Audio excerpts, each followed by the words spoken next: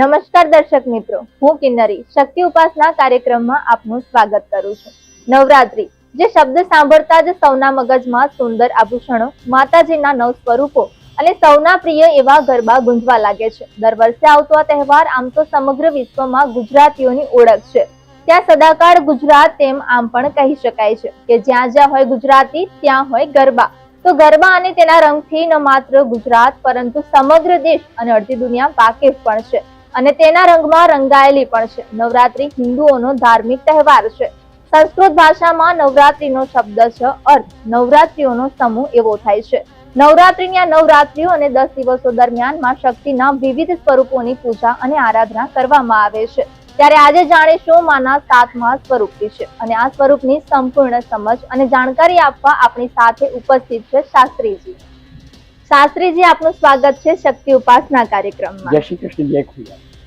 નવરાત્રીના પવિત્ર દિવસો ચાલી રહ્યા છે. આપણે આ 9 દિવસ સુધી ચાલતી નવરાત્રી દરમિયાન આપણે માં દુર્ગાના 9 અલગ અલગ સ્વરૂપોની પૂજા કરીએ છીએ. ત્યારે આજે નવરાત્રીનો 7મો દિવસ છે. તો અમારા દર્શક મિત્રોને જણાવશો માં આદ્ય શક્તિ દુર્ગાના 7મા સ્વરૂપ વિશે. બહુ સુંદર વાત કરી, સાચી વાત છે. નવદુર્ગા એટલે કે આપણે નવરાત્રીના 9 દિવસોમાં 9 દિવસની માતાની પૂજા કરીએ છીએ. આજે જે પૂજા થાય છે ને એ કાલરાત્રિ છે. કાલરાત્રિ એટલે મહારાત્રિ કહેવાતી હોય છે. કાલરાત્રિનો સ્વરૂપ કાળા કલરનું છે. અમાસની રાત્રિ જેમ કાળો અંધકાર હોય છે એમ માતાજીનું રૂપ કાળું અને કાળું એકદમ કાળા રૂપના છે. એમની આંખોના તેજ છે ને એટલી ચમકદાર છે કે જેમ વીજળીનો ચમકાર થાય એમ એમની ગોળ ગોળ આંખો ફરતી રહે છે.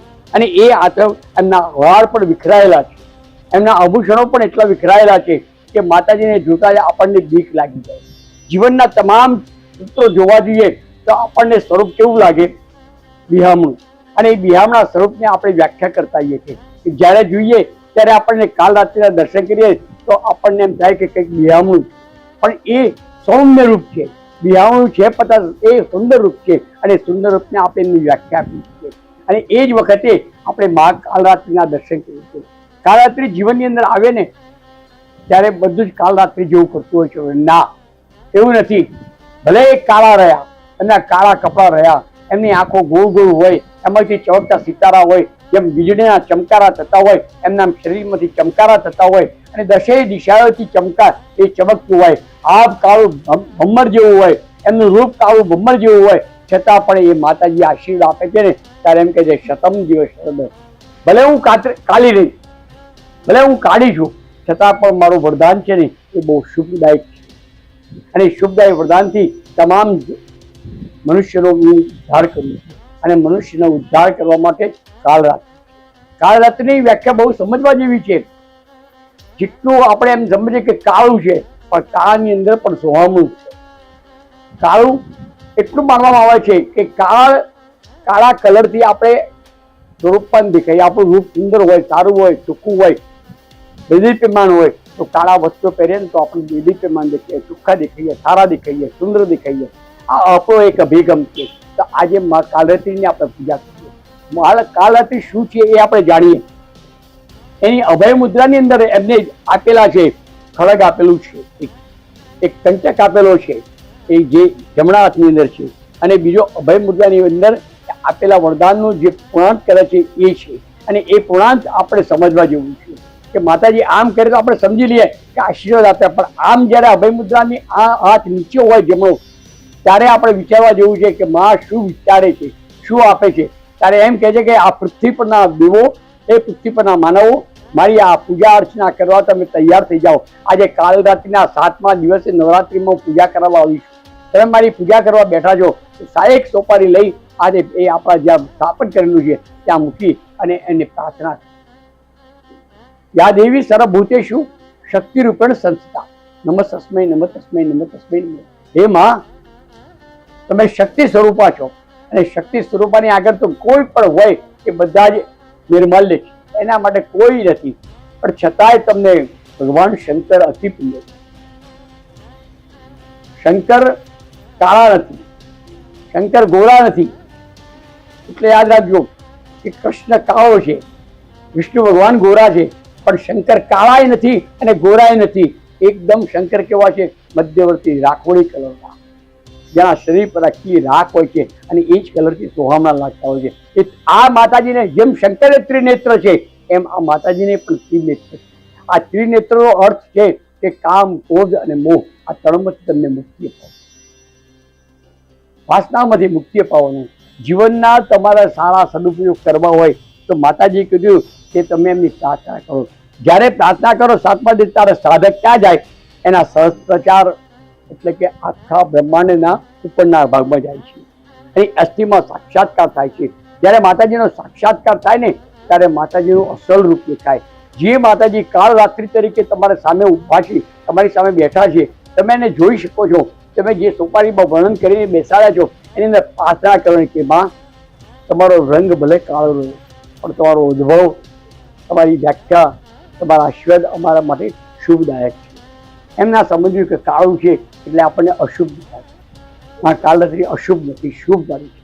અને જ્યારે કાળ રાત્રિની પૂજા કરો ને તમારા ઘરમાં શુભ શુભ થતું હોય છે. અને એ શુભ શુભ થવા માટે જ આપણે માતાજીની કાળની પ્રાર્થના કરીએ છીએ.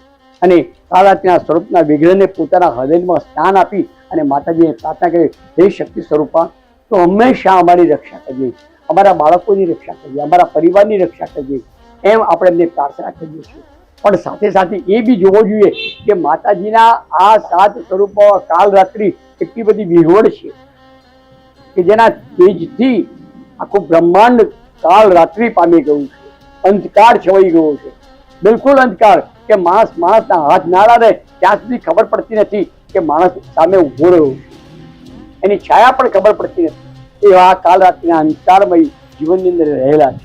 પણ છતાંય એમનો ઉદ્ભવ કાળ રાત્રિ હોવા છતાંય એ મનુષ્યની એ રાત્રિમાં મનુષ્યનું કલ્યાણકારી રાત્રિ અને માતાજી એનું કલ્યાણ કરતી હોય છે. મનોભાવના તમે વ્યક્ત કરો, તમારી ભાવનાને તમે વ્યક્ત કરો, તમારી આરાધનાને તમે વ્યક્ત કરો, તમારી સેવાને તમે વ્યક્ત કરો અને તમારી પ્રાદુર્ભાવ તમે વ્યક્ત કરો. તમારું કરેલું વ્યક્ત એક વ્યક્ત, તમારું બોલેલું એક વાક્ય માતાજી સફળ કરશે. કારણ કે આ તો કાળ રાત્રિ છે. એની પાસે આપવા જેવું ઘણું બધું છે. તમારે માગતા ભૂલો ને આપતા ભૂલે. એમ માતાજીનું એક વચન છે કે જ્યારે કોઈ પણ ભક્ત, જે કોઈ આરાધક મારી પાસે આવી અને કઈ પણ માગણી કરશે ને તો એને સંતોષપૂર્વક આપીશ. ભલે કાળ રાત્રે મારું રૂપ કાળું છે પણ મારું દિલ કાળું નથી, મારું મન કાળું નથી. મારા મનમાં મારો આરાધક મારા માટે સ્વરૂપવાન છે, એ મારો છે, હું એની છું. જ્યારે મારું નામ સ્મરણ કરશે ત્યારે 2 હાથ જોડી અને હું પણ એને 2 હાથ જોડીશ અને કહીશ કે જા બેટા તારું કલ્યાણ થશે, કલ્યાણ થશે, કલ્યાણ. આ છે કાળ રાત્રિ. કાળ રાત્રિના સવાલોમાં એટલા બધા ઉદ્ભવેલા છે કે સમગ્ર સૃષ્ટિની અંદર આપણા શાસ્ત્રો લખ્યું છે કાલી, મહાકાલી, ભદ્રકાળી, કૃપાલિની. આ બધા જે કાળા છે, કાલી, મહાકાલી, કૃપાલિની, આ બધા જ કાળા છે. તો આજે કાળ રાત્રિની પૂજા કરીએ છીએ એ બી કાળી છે. પણ આપણું મન ચોખ્ખું છે, સ્વચ્છ છે, દૂધ જેવું છે. અને સ્વચ્છ અને દૂધ જેવા મનથી આપણે માતાજીની પૂજા કરીએ છીએ, માતાજીની આરાધના કરીએ છીએ, માતાજીને સ્તવન કરીએ છીએ અને માતાજીને પ્રાર્થના કરીએ છીએ કે માં તો મારું સર્વનું કલ્યાણ કરીએ. તો કલ્યાણકારી દેવી. અને જ્યારે કલ્યાણકારી દેવીના હાથમાં જે ખડગ છે ને એ ખડગ જ્યારે ઊંચો થાય ને ત્યારે અનેક રાક્ષસો એની દ્રષ્ટિ પડવાથી અનેક રાક્ષસો મૂર્છાઓ આવી ગયા છે. માતાજીનું રૂપ જોઈ અનેક રાક્ષસો તો મૃત્યુ પામી ગયા. તો આવી માં શક્તિની સામે આપણે લડીશું કેવી? એનું સ્વરૂપ તો જુઓ. એના સ્વરૂપમાં કાળું છે પણ એમાંથી તડકા જરે છે, જે આગ જરે છે, જે અન્ય વિદ્યુત પ્રવાહ પેદા થાય છે એમાં બધા મૂર્છા થઈ જાય. આવી શક્તિ જોડે લડવું કેવી રીતે? ત્યારે ઘણા નાસી બી જાય છે, ઘણા પણ બેભાન થઈ જાય છે, ઘણાને મૂર્છા આવી જાય છે. પણ કાળ રાત્રિ બધાને એક હુંકાર કરીને કહે છે, હે રાક્ષસો, હવે તમે વિચારો કે તમારી સામે કાળ રાત્રિ ઉભી રહી છે. તમારે લડવું છે તો હું તૈયાર છું, તમારે જવું છે તો હું જવા દેવા પણ તૈયાર છું, તમારે ભયમાં સમાવવું છે તો ભયમાં સમાવવા માટે પણ હું તમને તૈયારી આપું છું. કે તમારે જે કરવું હોય 3 વસ્તુ બતાવી મેં, ત્રણમાંથી તમે જે વિચાર કરો એ કરી લો. તમારી પાસે કેવળ 1 જ મિનિટની વાર છે. હું જયારે 1 મિનિટમાં મારું શસ્ત્ર ઉપાડીશ ને તો તમારો તમામનો નાશ કરી નાખીશ. ત્યારે બધા સ્તબ્ધ થઈ જાય છે. રાક્ષસો વિચાર કરે, જો હલકા મનના હતા, જે નપુસંગ હતા, એ રાક્ષસો નાસી. જે બળવાન હતા એ રાક્ષસો હુંકાર કરીને કીધું, એ કાળ રાત્રિ, તારા હુંકારનો, તારા અભિમાનનો તું નાશ કરી દે. અમે રાક્ષસો છીએ, અમે તારો નાશ કરી નાખીશું. ત્યારે કાળ રાત્રે એક જ હુંકાર કર્યો, એક જ હુંકાર એટલો કર્યો કે એમના ઓંકારથી આખું ગગન ચમકી થઈ ગયું, ગગડાટ થઈ ગયો, અને ચારે બાજુ અવાજ અવાજ અવાજ, માણસો થંભી ગયા, હવા થંભી ગઈ, જે પાળો હતા એ પાળો પરથી પથ્થરો ગરવા મળ્યા, અને ઉપર જે ગમ્મત થયેલું હતું, જે આકાશ હતું, એ આકાશમાંથી વિદ્યુત એટલી બધી વિદ્યુત પ્રભાવો થવા માંડ્યા કે એના ગગડાટ થવાથી વીજળીના ચમકારા થવા લાગ્યા. ત્યારે રાક્ષસો વિચાર કર્યો કે આટલી શક્તિની સામે આપણે, અને ત્યાં એક રાક્ષસ આવી અને માતાજી ઉપર જ્યાં પ્રહાર કરે છે ને ત્યાં પોતાના આયુધને ઉભો કરી એને સંહાર કરી દીધો અને એને ધરી લીધું. અને એ જ રાતના એમાંથી જે બે શસ્ત્રો ભેગા થયા અને જે ચમકાર થયો એમાંથી જે વીજળીનો ચમકાર થયો, એ વીજળીના ચમકારોમાંથી તો હજારો રાક્ષસો મૂર્છા પામી ગયા. એ ચમકારને જોઈને જ મૂર્છા પામી ગયા કે જો ભાઈ આ બે યુદ્ધ કરવા બેઠા હોય અને બંને શસ્ત્રો ચમકાર થતો હોય અને એમાંથી જો વિદ્યુત ઉત્પન્ન થતી હોય તો આપણા શરીર પર એનો પ્રહાર થશે તો આપણી શું દશા થશે? એમાં હજારો રાક્ષસો મૃત્યુ પામી ગયા. ઘણા ગાંઠિયા રહ્યા રાક્ષસો. એને વિચાર કર્યો કે બધા તો જતા રહ્યા, કોઈ મૂર્છા પામી ગયા તો શું કરવું જોઈએ? છતાંય પણ રાક્ષસોએ પોતે પોતાના યુદ્ધને ચાલુ રાખ્યું અને પ્રહાર કર્યો હતો. એ પ્રહારને માતાજીએ પોતાના ઊંઘથી એને સહાર કર્યો અને એના બે ટુકડા થઈ ગયા. જ્યારે બે ટુકડા થઈ ગયા ને ત્યારે બીજો રાક્ષસ આવી ગયો, ત્રીજો રાક્ષસ આવ્યો, ચોથો રાક્ષસ આવ્યો. એમ જેટલા રાક્ષસો એક એક આવતા ગયા એમ એક એક રાક્ષસનો સંહાર કરતા ગયા. ત્યારે માતાજી એટલું જ કીધું કે ઉભા રહો, તમારે મારો સંહાર જ કરવો છે ને, તમે બુદ્ધિથી નહીં થઈ રહ્યો, તમે કોઈ ચાલ ચાલો. ત્યારે આ ચાલ ચાલવા માટે જયારે માતાજીએ બતાવ્યું ને ત્યારે માતાજીની પણ એક ચાલ હતી. જો આ ચાલ પર ચાલશે ને તો આ બધો જ સંહાર થઈ જશે. એટલે માતાજીએ કહ્યું, માતાજી અમે તમને માતાજી તો ન કહી શકીએ, તમે તો રાક્ષસની જેવા છો, કાલ રાત્રિ છો, અમે તમને માનતા નથી, પણ છતાં તમારા પ્રહારને અમે માનીએ છીએ. તો બોલો કઈ રીતે પ્રહાર કરીએ તો તમે મૃત્યુ પામો? ત્યારે માતાજીએ કીધું મારા જમણા હાથ પર પ્રહાર, મારા જમણા હાથ પર પ્રહાર કરો, મારું મૃત્યુ થશે. ત્યારે એક રાક્ષસ ઉભો થઈ ગયો અને એને પોતાના જમણા હાથથી પ્રહાર કરવા ગયો તો પ્રહાર થતાની સાથે તેના અંગના ટુકડા થઈ ગયા. એના પ્રહાર કરવાના એના જે આયુધ હતા એના ટુકડા થઈ ગયા. એટલે માતાજીના હાથ સુધી ના પહોંચ્યો. ત્યારે બીજો ડાવા હાથે એને સંહાર કર્યો. ત્યારે બીજો ડાવો હાથ ધર્યો કે આવો તમે પણ આવો. કે એમના હાથમાં જે એક વસ્ત્ર હતું એ કાંટાવાળું હતું, જડિત હતું. એ કાંટાવાળા વસ્ત્રથી એમને પ્રહાર ઝીલી લીધો અને જ્યાં એ પ્રહાર થયો અને જ્યાં ખડગ એના ઉપર પડ્યું ને એની સાથે વીજળીનો ચમકાર થયો. એ વીજળીના ચમકારથી એને શોક વાગ્યો અને મૃત્યુ પામ્યો.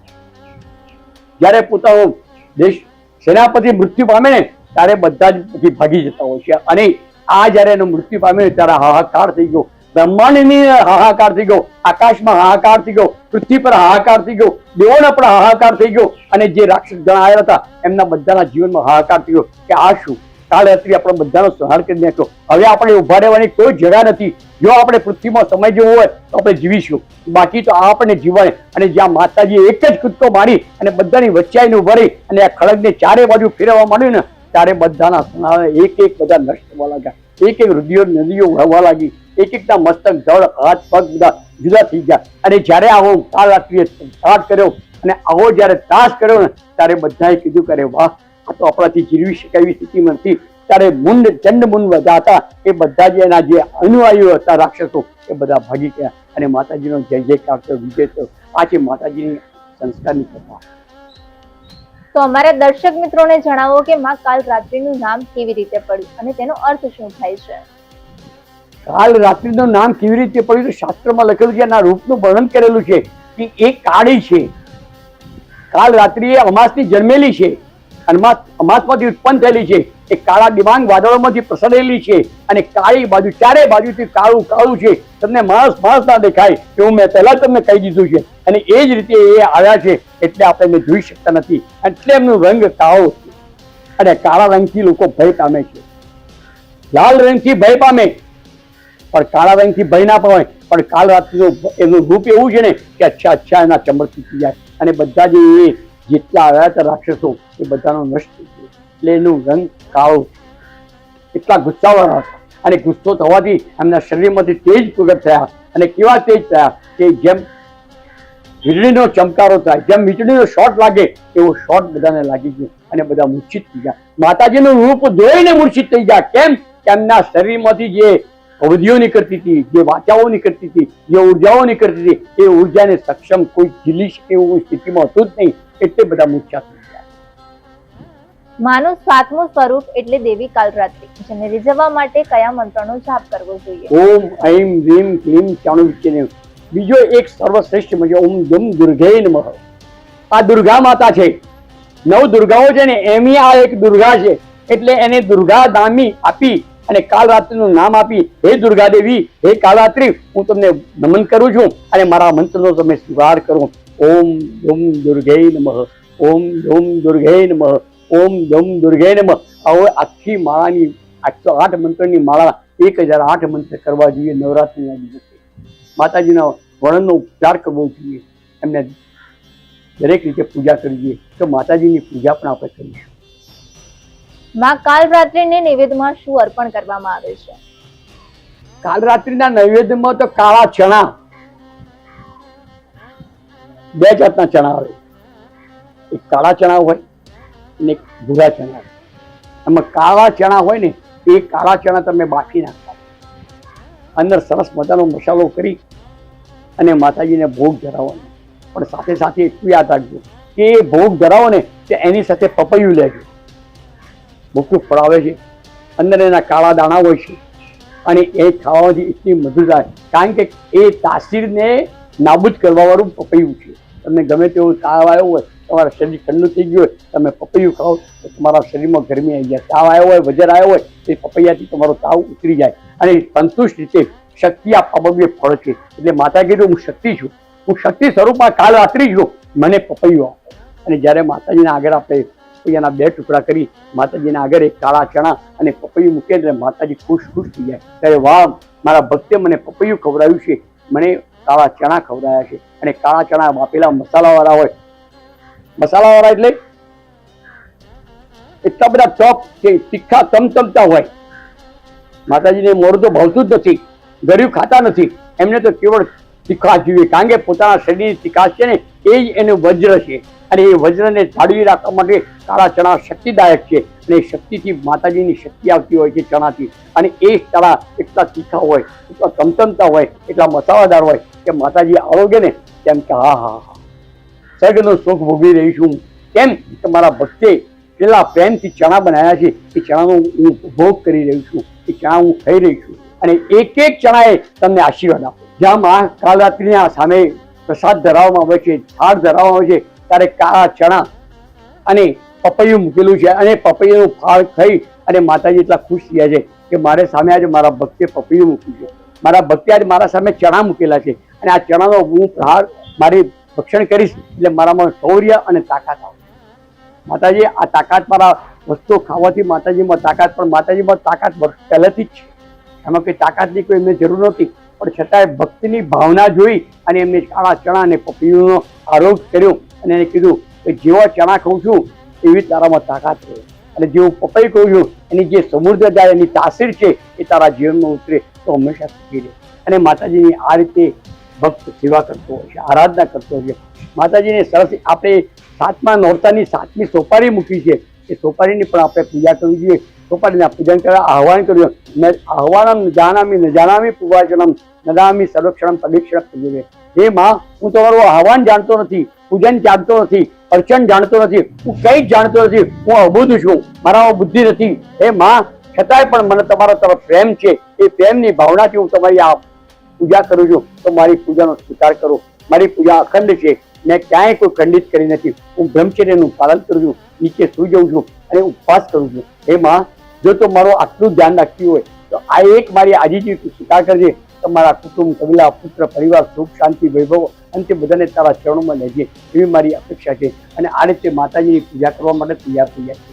અને જ્યારે ભક્ત પહેલું જ પાણી ગંગા, જમના, સરસ્વતી, યમુના, ગોદાવરી, નર્મદા, કાવેરી, સરયુ કહી અને સોપારી પર પાણી મૂકે છે ને, ત્યાં જ માતાજીનો દેહ છે ને એકદમ શાંત પ્રકૃતિનો થાય.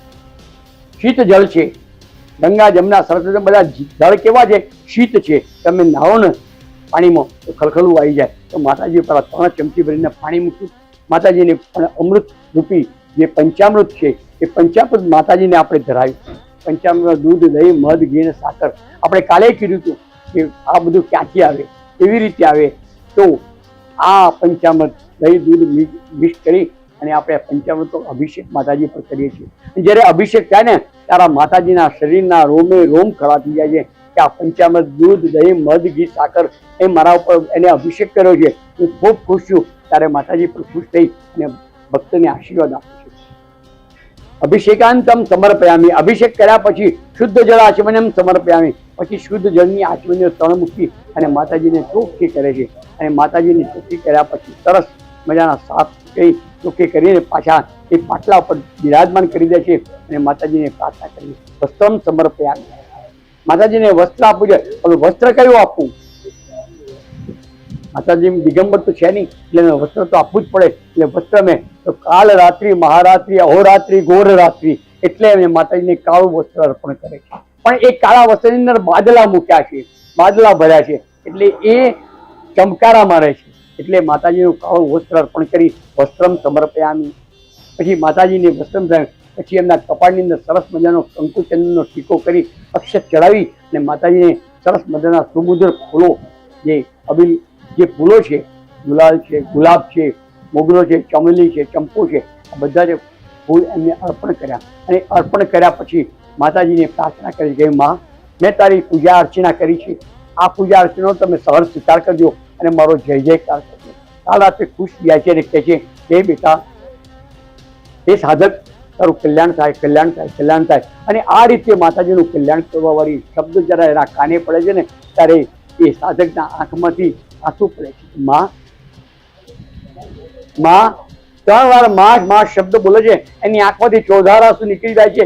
એ કાલ રાત્રિ માં, એ મહારાત્રિ, એ ગોર રાત્રિ માં, મારું કલ્યાણ કર, કલ્યાણ કર. હું તો અભૂલ છું, મને કઈ ભાન નથી. કેવળ હું તો એટલું જ જાણું છું કે આ નવરાત્રિ છે અને નવરાત્રિના કરવા માટે હું તારા માટે બેઠો છું. આજે 7મા નોરતે માં તારી પૂજા અર્ચના કરું છું. એ માં મારી પૂજાનો સ્વીકાર કર.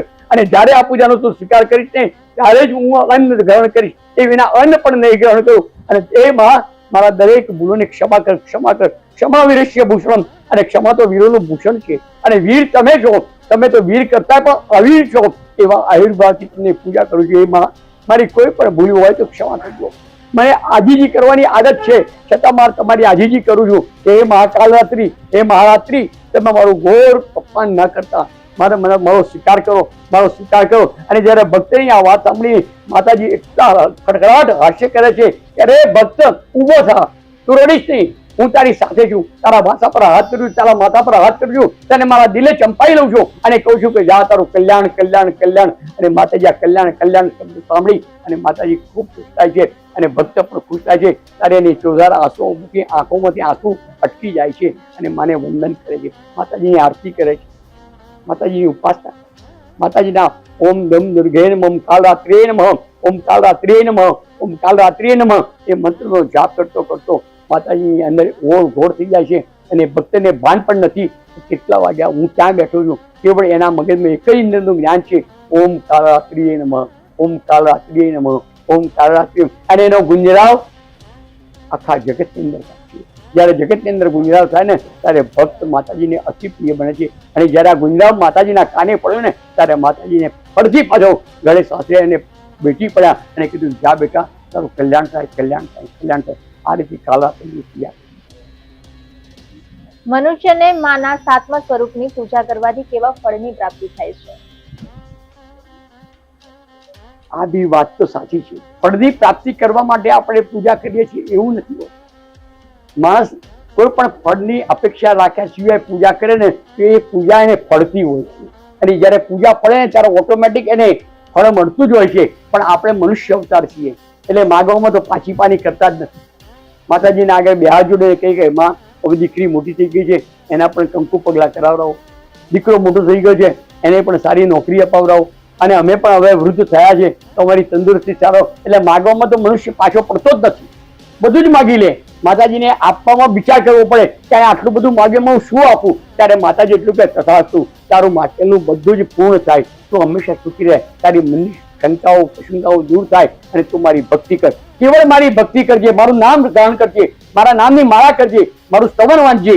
મારી જે ભક્તિ જે કરવા માટેની જે શક્તિ છે ને તો હું તને આપું છું. અને ત્યારે માતાજી આ ભક્તિ કરવાની શક્તિ આપે ને ત્યારે એ ખરેખર ધન્ય ધન્ય બની જતો હોય છે. ત્યારે મા નવદુર્ગાને કહે છે, પુષ્પાંડા કાત્યાની કાળવાથી મહાગૌરી સિદ્ધાર્થી સ્કંદ માતા, એ બધી દેવીઓને મારા વંદન છે, મારા નમસ્કાર છે. એ માં, મારાથી કોઈ પણ ભૂલ ચૂક થઈ હોય તો ક્ષમા માંગુ છું, ક્ષમા માંગુ છું, ક્ષમા માંગુ છું. ક્ષમાવીરસ્ય ભૂષણમ. તમે તો મહાકાલ રાત્રિ છો, મને ક્ષમા આપવા તમે લાયક છો અને તમારી ક્ષમાની ઉતારવા લાયક છું. તે માં મારું કલ્યાણ કરજો, કલ્યાણ કરજો, કલ્યાણ કરજો. આ રીતે ભક્ત પોતે માતાજીની આરાધના અને ભક્તિ કરી અને માતાજીની સેવા કરે છે, ઉપાસના કરે છે.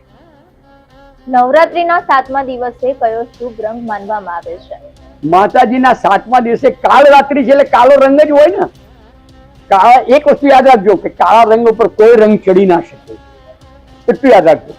કાળું વસ્ત્ર હોય એના પર લીલો ના ચડે, લાલે ના ચડે, કાળો ના ચડે, સફેદ ના ચડે, કોઈ રંગ ના ચડે. એટલે એ અવિચળ છે, એટલે માતાજી કાળા છે, કારણ કે એમના પર કોઈ રંગ ચડતો જ નથી. તમે ગમે એટલું કરો તો એના પર બીજો કોઈ ભાવ આવતો નથી. તે પણ કાળ રાત્રિનો જ ભાવ આવે અને એ તમે ભાવને ઓળખી જાઓ તો તમારું જીવન છે ને ચંદ્રમા જેવું ચમકીત, પૂનમના ચંદ્રમા જેવું એકદમ મસ્ત મસ્ત બનાવી દે માતાજી. એટલે માતાજી કે હું કાલ રાત્રિ છું, પણ મારું કલ્યાણ કરજો, કલ્યાણ કરજો.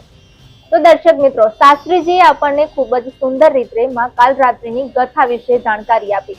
સાથે સાથે મનુષ્યને માતાની ઉપાસના કરવાથી કેવું શુભ મળે છે તેના વિશે પણ આપણને જણાવ્યું. તે બદલ શાસ્ત્રીજી આપનો ખૂબ ખૂબ આભાર. ધન્યવાદ. જય શ્રી કૃષ્ણ. જય ખુદા. નવરાત્રી હિન્દુઓનો ધાર્મિક તહેવાર છે. નવરાત્રીની આ નવરાત્રીઓ અને 10 દિવસ દરમિયાન માં શક્તિના વિવિધ સ્વરૂપોની પૂજા કરવામાં આવે છે. તો દર્શક મિત્રો, આ તો વાત થઈ માના 7મા સ્વરૂપની. આવતીકાલે ફરી મળીશું કાર્યક્રમ શક્તિ ઉપાસનામાં. ત્યાં સુધી મને રજા આપજો. જય અંબે.